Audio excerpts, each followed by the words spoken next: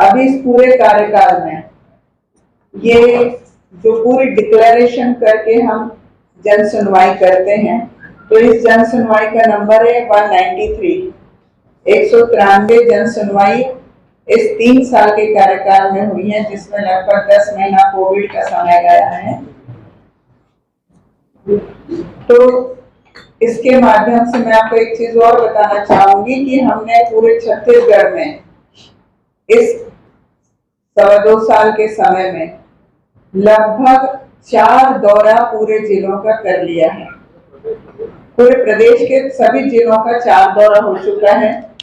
कुछ जिलों से जहां पर 1-2 सुनवाई, 1-2 प्रकरण रहते हैं, उनको आसपास के जिलों में बुला लिया जाता है। और अभी फाइनल मेरा प्रेस कॉन्फ्रेंस 24 जुलाई को है, तो आप लोगों को कंप्लीट आंकड़े मिल जाएंगे। पर मेरे ख्याल से राजनांदगांव में भी इस 3 साल में 9वीं या 10वीं जन सुनवाई है ये। और आज जो हमारे पास मामले थे, इसमें जो कार्रवाई हुई है कि 8 प्रकरण नस्तीबद्ध हुए हैं। 1 प्रकरण जिला कार्यक्रम अधिकारी राजनांदगांव को जांच के लिए आदेशित किया गया है। 2 प्रकरण डीएसपी नेहा वर्मा मैडम को दिया गया है जांच रिपोर्ट देने के लिए। 2 प्रकरण को रायपुर सुनवाई के लिए स्थानांतरित किया गया है। और कुछ प्रकरण में एसपी को चिट्ठी लिखी जा रही है कि वो एक टीआई के माध्यम से अनावेदकरणों को रायपुर में उपस्थित करें थ्रू डीएसपी नेहा वर्मा। 2 प्रकरण जो है वो यहाँ के ज्वेलर ने जो लोगों को लूटा है और उनके ऊपर एफआईआर है, परंतु उसके अलावा उन महिलाओं से जितने पैसे उसने लिए हैं उनकी वापसी नहीं हुई है, उसको लेकर के 2 याचिकाएं हमारे पास हैं, जिसमें एसपी को पत्र भेजा जा रहा है और डीएसपी मैडम उन अनावेदकरणों को उपस्थित कराएंगे। हम आयोग में आपको ये भी बता दें कि हम कभी भी वकीलों को अलाउ नहीं करते हैं।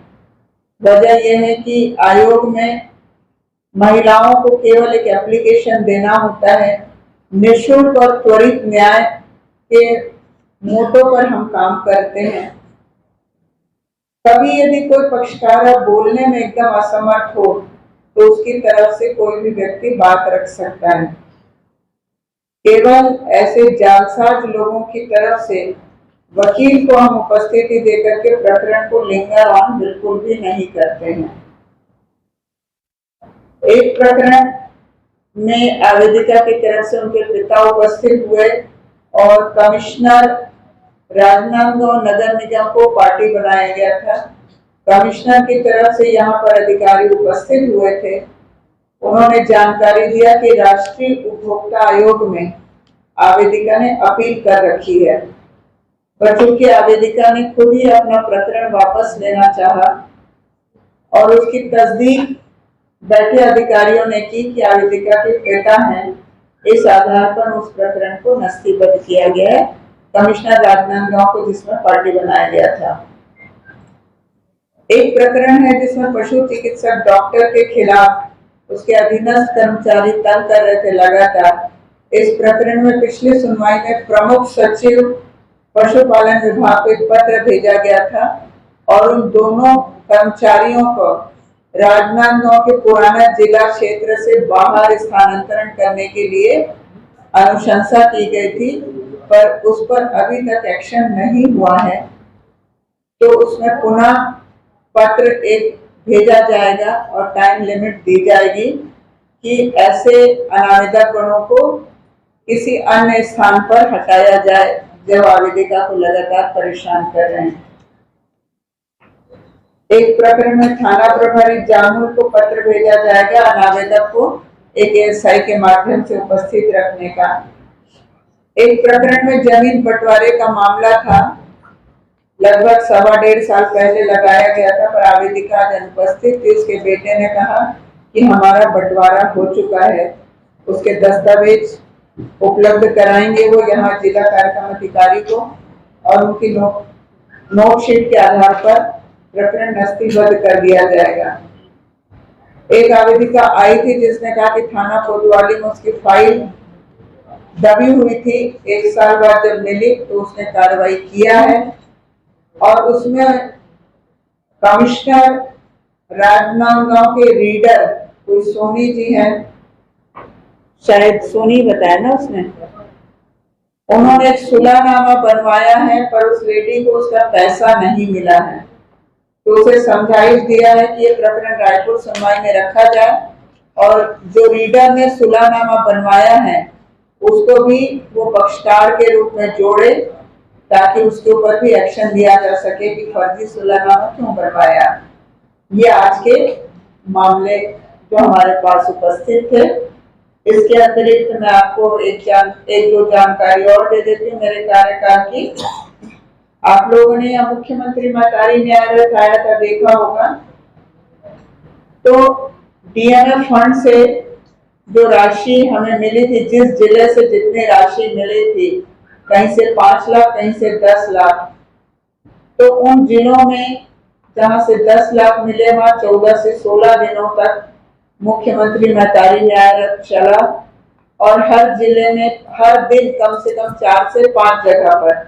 तो यदि 16 दिन यहाँ राजनांदगांव में चला है रथ, तो ऑन एन एवरेज 60 से 70 जगहों पर मुख्यमंत्री महतारी न्यायालय पहुंचा है, जिसमें 12x8 साइज की एक एलईडी स्क्रीन थी, और उस एलईडी स्क्रीन पर महिलाओं की जागरूकता से संबंधित लीगल फिल्म फेस्टिवल से पुरस्कृत पिक्चरें 10-10 मिनट की दिखाई गई थी, ताकि महिलाएं उस कानून को फिल्म के माध्यम से अच्छे से एक बार में समझ लेती हैं, और कैसे कार्रवाई करना है ये भी वो कभी नहीं भूलती। ऑडियो, वीडियो, विजुअल जो विज्ञापन होते हैं, एक टेम्पलेट को पढ़ना और एक फिल्म को देखना, तो वो हमेशा एक अच्छा माध्यम है। तो ये काम हमने पूरे छत्तीसगढ़ के 23 जिलों में किया है। राजनांदगांव जिला भी एक प्रमुख है उसमें।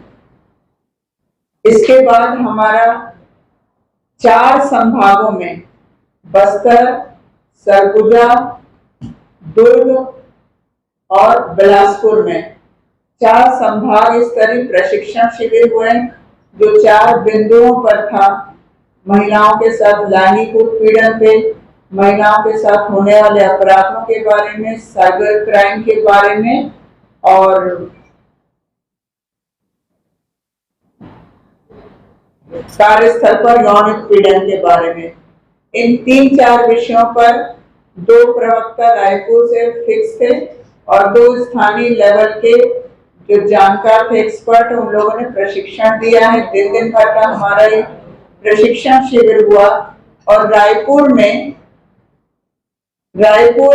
राज्य स्तरीय प्रशिक्षण किया गया, जिसमें माननीय मुख्यमंत्री जी उपस्थित हुए थे। तो ये हमारे कार्यकाल का एक महत्वपूर्ण भाग था, जो आपको बताना आवश्यक समझा मैंने। बाकी अब आप जो पूछना चाहें मैं आंसर करूं। एक चीज बताइए, यदि अदालत में 10,000 मामले आ रहे हैं, आप पूछेंगे कितने प्रकरण हैं नहीं हुए, तो उसका उत्तर कोई जज भी आपको नहीं दे पाएगा। लेकिन मैं आपको ये सारे आंकड़े अभी जो प्रेस कॉन्फ्रेंस के लिए तैयारी चल रही है उसमें मिल जाएंगे।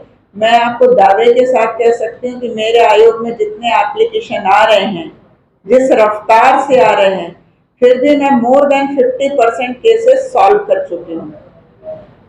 और ये 50% केसेस तब सॉल्व होते हैं जब दोनों पक्ष उपस्थित होते हैं। यदि दोनों पक्ष में से एक पक्ष भी अनुपस्थित है, तो हम सुनवाई करके निर्णय नहीं कर सकते हैं। पूरे छत्तीसगढ़ में जब मैं 4 बार हर जिले में पहुंच चुकी हूँ, तो आप समझ सकते हैं कि महिलाओं के लिए कितनी सहजता और कितनी सरलता है कि उसको अपनी शिकायत का केवल एक आवेदन भेजना पड़ता है, और उसके बाद उस पर पूरा काम महिला आयोग का होता है। उस आवेदिका को 1 पैसे का भी भार नहीं रहता है, और उसके प्रकरण का शीघ्र निराकरण होता है। ऑन एन एवरेज अभी 2000 से ज्यादा मामले नस्तीबद्ध हो चुके हैं मार्च 23 की डेट तक। अभी बाकी आंकड़ों का कैलकुलेशन और नंबरिंग चल रही है, जिसकी जानकारी 24 जुलाई को दे पाऊंगी। मैं उसी की बात कर रही हूँ। अभी जो ये जिला वाइज और प्रदेश वाइज, क्योंकि आप सभी का इंटरेस्ट होता है कि किस कैटेगरी के केसेस हैं। जैसे यदि मैं आज की बात करूं तो आज हमारे पास संपत्ति विवाद से संबंधित अधिकांश मामले थे। पति पत्नी के मामले आज शायद एक भी नहीं थे हमारे पास। अधिकांश मामले संपत्ति विवाद के थे, पैसे की जालसाजी के थे। तो ये आज की स्थिति है। ओवरऑल हमने अभी जो अपना वार्षिक प्रतिवेदन बनाया है 2021 और 22 का, उसकी एक कोशिश करूंगी यदि पीडीएफ इतनी, क्योंकि लगभग 80 पेज की एक आध बुक है अपने पास। एक बुक मैं आप लोगों को प्रोवाइड कर देती हूँ। आप लोग यदि उसको देखना चाहें और अपने जिले का आंकड़ा निकालना चाहे तो 22 मार्च तक की स्थिति उसमें है। इवन हमने उसमें ऐसे ग्राफिक बना दिए हैं कि आपको किस तरह के केसेस रहे हैं वो भी आपको उसमें मिल जाएगा। 23 जुलाई तक की स्थिति का एक अलग से मैंने ग्राफिक बनाने के लिए कहा हुआ है, तो वो हम जो अभी प्रेस कॉन्फ्रेंस करेंगे उस दिन हम डाल देंगे। आपके यहाँ के यदि प्रेस क्लब का कोई आप लोगों का व्हाट्सएप ग्रुप है तो उसमें ये हमारे स्टाफ का आप नंबर एक ऐड कर लीजिए, तो वो उसमें सब में ट्रांसफर कर देंगे तो आप लोग को मिल जाएगा। मैं अभी आपको बता रही हूँ, जो बुक आपको प्रोवाइड कर रहे हैं लगभग 80 पेज की बनी है, हमेशा से 20 पेज की बनती थी। तो हमने कोशिश किया है कि जिन जिलों की जन सुनवाई है उसकी फोटोग्राफ्स भी डाला है और वहाँ के एक एक दो केसेस को भी हमने उल्लेखित किया। सब तो हम नहीं डाल सकते हैं, हाँ एक एक दो डाले हैं। और जिला वाइज हमने कोशिश किया है ग्राफिकल चार्ट बनाने की। तो अभी आपको एक बुक हम प्रोवाइड कर देते हैं, आप लोग थोड़ा सा देख लीजिए और पॉसिबल होगा तो पूरे की पीडीएफ यदि डालते बनेगा तो वो भी करेंगे कोशिश। लालवानी नहीं, हमारे यहाँ आवेदन दिया है उसने, मैडम आपके सामने चर्चा हुई है 1 से 2 बार। देखिए एक मिनट मैं आपसे बात कर, मेरी बात सारी चीजों लिखित यदि शिकायत होगा तो उसमें यदि आपको मैं वो प्रावधान भी बता देती हूँ। मैं एग्जैक्ट बिना उसको फाइल देखे नहीं बता पाऊंगी। 2 साल तो फाइल नहीं देखी। अरे मेरी बात तो सुन लीजिए, आप जिस एंगल से बोल रहे हैं मेरी बात सुन लीजिए। आप लोग जब ये सामने में मुझे पूछते हैं तो मैं कहती हूँ कि एक आवेदन दिलवाइए, राइट। आवेदन के बाद हमारे यहाँ रजिस्ट्रेशन होता है और रजिस्ट्रेशन आज जैसे हम राजनांदगांव में आए हैं, हमारे पास जितने भी मामले थे टोटल 17 मामले ही राजनांदगांव के थे, वो पूरे के पूरे आज लगे हैं। इसके अलावा कोई केस नहीं था हमारे पास राजनांदगांव का पेंडिंग मामला। इनमें से 2 मामले ऐसे थे जो रायपुर सुनवाई के लिए रेफर हुए थे, फिर भी उनको हम राजनांदगांव आज लेकर के आए हैं। अब उस फाइल के बारे में इसको एक बार नोट कर लो। एक सेकंड में आपकी बात का, मैं पहले जो आपको लग रहा है, आप लोग क्या होता है माइक लगा करके पूछते हैं। मेरी बात तो सुन लीजिए भाई, मैं जनरल बात कर रही हूँ, मैं आपको स्पेसिफिक नहीं कह रही हूँ। मेरा किसी भी महिला से कोई द्वेष बैर भाव थोड़ी कि मैं उसकी कार्रवाई नहीं करूंगी। कोई रीजन नहीं है कि कार्रवाई नहीं करने का। एक ही कारण होता है, यदि इन केस उस केस में कोई एफआईआर हो गई है, पहली चीज, मामला पुलिस ने दर्ज कर लिया कोर्ट में चला गया, दूसरी चीज, तीसरी चीज उनके बीच में कोई मामला सिविल सूट में या किसी न्यायालय में लंबित है। यदि ये 3-4 कंडीशन होती है तो महिला आयोग उस पर सुनवाई नहीं कर सकती है। यही एकमात्र कारण हो सकता है, पर उसके लिए मैं महिला आयोग में आप किसी से भी पूछे, मेरे ऑफिस के स्टाफ आने के पहले 10:30 से मैक्सिमम 11 बजे तक मैं पहुंचती हूँ और 6:30 के आसपास निकलती हूँ, और कोई महिला नहीं कह सकती कि मैं मिलती नहीं हूँ।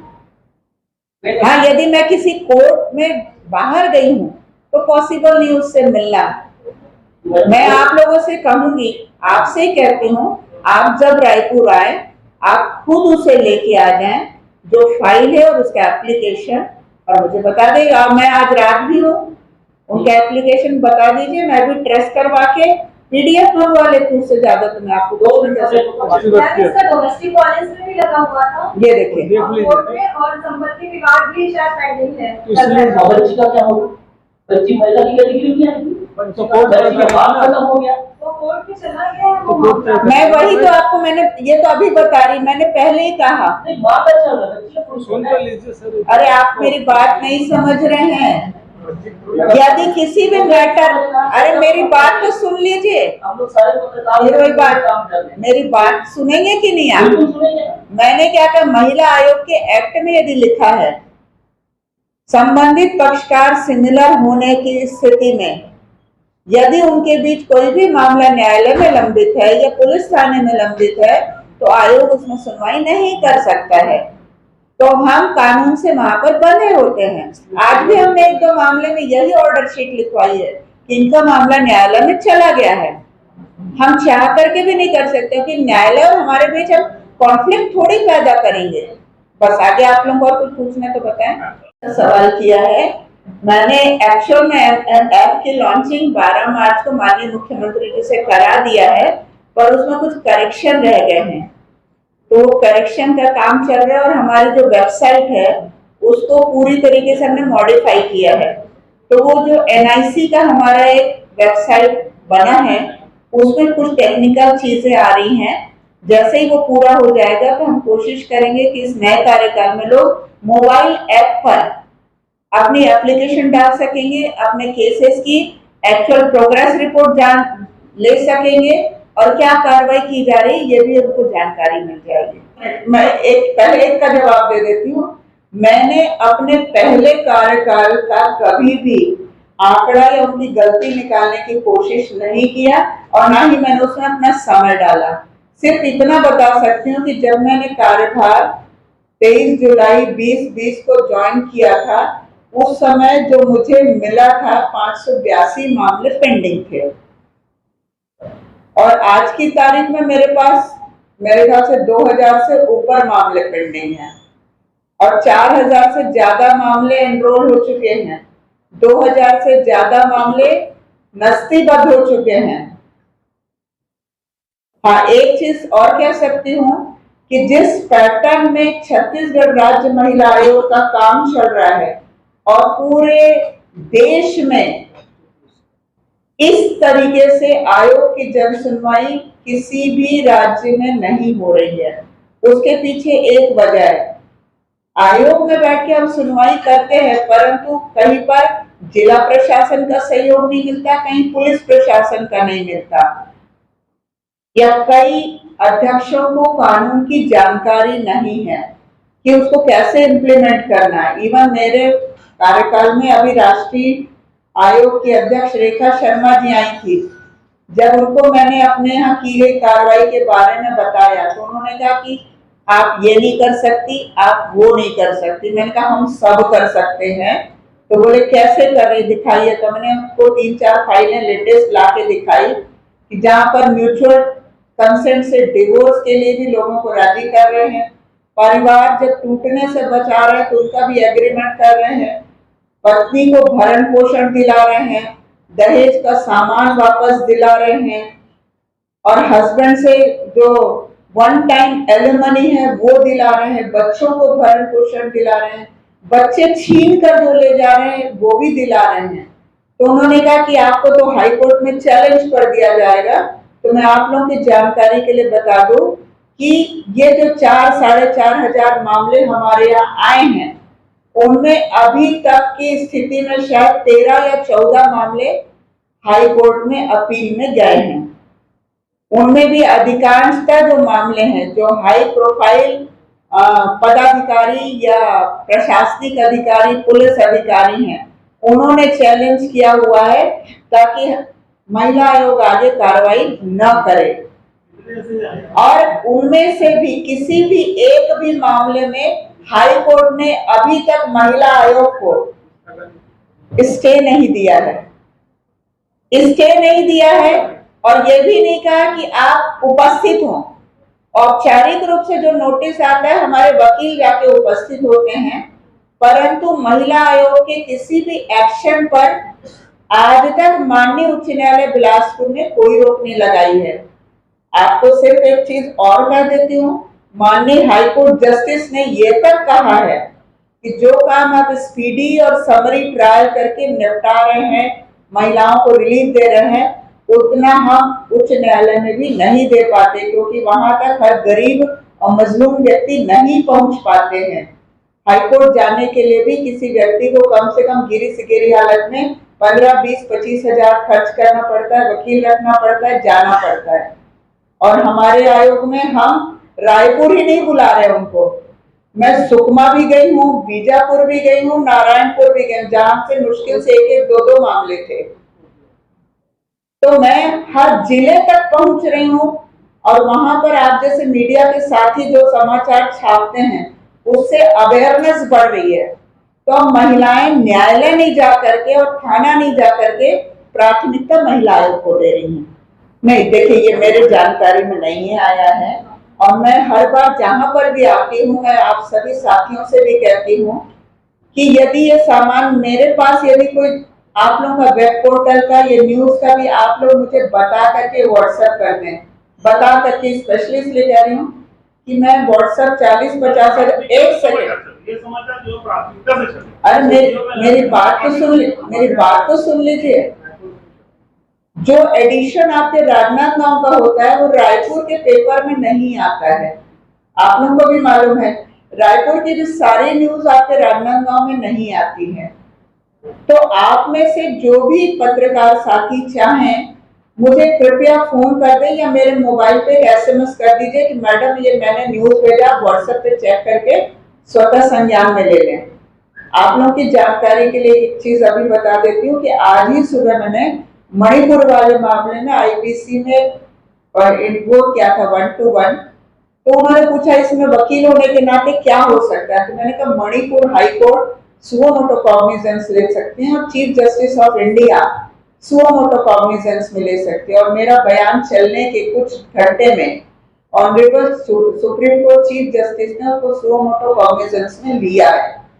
मैं ये नहीं कहती कि मेरे कहने से लिया है, बट ये मैं एज ए एडवोकेट मैंने कहा था और वहां पर हुआ है। तो आप में से, क्योंकि मेरे पास स्वतः संज्ञान के इस 3 साल के कार्यकाल में ऑन एन एवरेज 15 से 20 मामले हैं और वो सब के सब मीडिया के साथियों के द्वारा या किसी नेता के द्वारा कहने पर, जानकारी देने पर, जब मेरे पास कोई दस्तावेज या कोई फोटोग्राफी या कोई समाचार की कटिंग आ गई तो मैंने सबको संज्ञान में लिया है और सब पर एक्शन भी हुआ है। अभी जेल की जांच के लिए हमारे 2 सदस्यीय टीम गई थी अंबिकापुर जेल में, जहां महिला कैदियों के साथ दुर्व्यवहार होने की जानकारी मिली थी। मैं उस समय आउट ऑफ रायपुर थी, पर मैंने टेलीफोनिक आदेश देकर के वो भी काम कराया है। नहीं, देखिए, दिमाग में नहीं, अभी मैंने, इन्होंने बताया ना उनका मामला कोर्ट में है, यदि है तो 100%।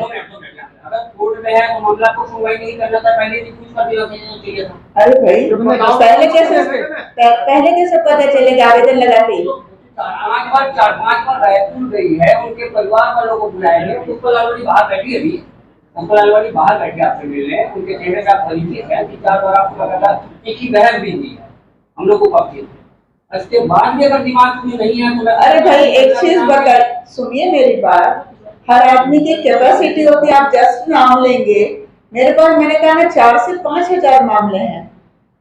आपके लिए राजनांदगांव का एक केस है, तो मैं नाम से कैसे रिकॉग्नाइज कर रहा है? अगर न्यायालय में लंबित मामला है, महिला आयोग सुनवाई नहीं कर सकती, तो वो एक ऐसा मामला है जिसमें आपके द्वारा 4-5 बार रायपुर भी बुलाया गया, मतलब सुनवाई हो रही थी आपके यहाँ, उसके बावजूद भी आज तक निराकरण नहीं हुई। मेरा ये आरोप। भाई देखिए, अब आपके आरोप, अरे आप आरोप जो भी लगाएं, मैं बिना दस्तावेज देखे आपको ऑथेंटिक जवाब कैसे दूंगी कि उसमें क्या है। मैंने आपसे कहा आप मुझसे शाम को बात करिए, मैं अभी फाइल को PDF बनवा के मंगवाती हूँ, आपको पूरी जानकारी मिल जाएगी। उससे ज्यादा क्या कर सकती हूँ? देखिए, मैं मौखिक रूप से जो 2-4 है वो आपको बता सकती हूँ कि एक प्रमोटी IAS हैं जिनका मामला था, फिर बाद में दोनों मियां बीबी का मामला हाईकोर्ट में और चला गया, हाईकोर्ट से ही वो बच कर के आया, उनका प्रमोशन 1 साल डिले हुआ। यहाँ के सीनियर मोस्ट एक पुलिस ऑफिसर के खिलाफ 2 महिलाओं ने अलग अलग मामले लगाए थे। हमारी जब कार्रवाई शुरू हुई तो उन्होंने हाईकोर्ट से स्टे लिया था। सबसे पहले केसेस थे वो। अभी 2 सिविल जजेस के पत्नियों ने उनके खिलाफ केस किया, वो दोनों मामले सुनवाई में हैं। आपने जो ये सवाल किया, ये इसका बहुत बढ़िया प्यारा सा जवाब है मेरे पास। कोई भी केस आने के बाद डिसाइड होने में कितना कम से कम समय लगना चाहिए, पहला मेरे सवाल का एक जवाब आप दो। कितना कम से कम समय लगना चाहिए? जानकारी जब तक पूरी आ जाए आपके पास। वही तो ये मैं आपको बता दूं, ये जब केस मेरे पास आया और उसके डिसाइड होने में महज 18 घंटे लगे। और वो केस क्या था? एक सत्य प्रसूता कहते हैं ना उसको, 1 महीना पहले उसकी सिजेरियन डिलीवरी हुई थी। बच्चे के पेट में पानी चला जाने से बच्चे को वेंटिलेशन में रखा गया था। मजदूर क्लास की महिला थी। तो उसके सास ससुर ने कहा कि तेरी माँ ने डिलीवरी का खर्चा नहीं दिया है, और बेटी की हालत बिगड़ती देख के उसकी माँ उसको एम्स रायपुर ले आई, और वो बड़ौदा बाजार में थे। 1 महीने तक उसने अपने बच्चे को ना देखा था ना दूध पिलाया था। मेरे पास एक विधायक महोदय ने भेजा पर्ची देके कि इसकी मदद कर दीजिए। मेरे लिए भी बहुत कॉम्प्लिकेटेड था कि 1 महीने का बच्चे को तुरंत कैसे उपलब्ध कराऊं। पर फिर मैंने एसपी बड़ौदा बाजार को डायरेक्ट फोन पे बात की, केस तुरंत रजिस्टर किया। 5:30 बजे वो महिला मेरे पास आई थी, और उस केस में मैंने उनको व्हाट्सएप में पीडीएफ में भेजा और उनका पक्षकारों का नाम पता भेजा। मैंने कहा कि कल 11 बजे मुझे माँ बाप और लड़की का पति और वो छोटा बच्चा मेरे ऑफिस में चाहिए। यकीन मानिए, ये केस और आयोग की सुनवाई एक तरफ है, पर वो जिस समय उसके गोद में वो 1 महीने का बच्चा दिया गया जिसे उसने दूध भी नहीं पिलाया था, उसको देख करके दिल में बड़े सुकून हुआ मुझे। ये मेरे लाइफ का पहला अद्भुत मामला था मेरे लिए कि उस माँ को 1 महीने का बच्चा होने। देखिए, 3 साल में 4000 से अधिक मामले पंजीबद्ध हुए हैं, और लगभग 2,25,000 के लगभग मामले पूरी तरीके से निराकृत होकर नस्तीबद्ध हो चुके हैं। जो मामले सुनवाई में बचे हैं वो भी इसलिए बचे हैं कि हर बार सुनवाई में हम लिस्ट करते हैं पर दोनों पक्ष उपस्थित नहीं होते हैं, इसलिए हमारे पास लंबित भी 2000 है।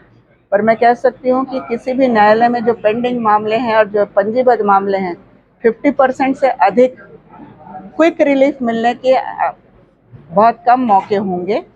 और महिला आयोग में महिलाएं निःशुल्क और त्वरित न्याय पाती हैं, और महिला आयोग के आदेश के बाद उसकी सुनवाई केवल उच्च न्यायालय में हो सकती है। और महिलाओं का न्याय पाने के जो एक लालसा है वो महिला आयोग से इसलिए अपेक्षा बढ़ी है कि यहाँ पर क्विक रिलीफ मिलता है। 2 से 3 पेशी में उनके प्रकरण का निराकरण हो जाता है। मैं जो आपसे कह रही हूँ, जब मामला न्यायालय में चला जाता है, महिला आयोग के कानून में ये प्रावधान है कि यदि कोई मामला न्यायालय में चला गया उन्हीं पक्षकारों के बीच, केवल उसी कंडीशन पे हम सुनवाई करने में हमारे हाथ बंधे होते हैं। पर अभी जो आप केस का उल्लेख कर रहे हैं उसकी मैं पहले फाइल और ऑर्डर शीट को एक बार चेक करती हूँ, तब मैं आपको ऑथेंटिक जवाब दे पाऊँगी।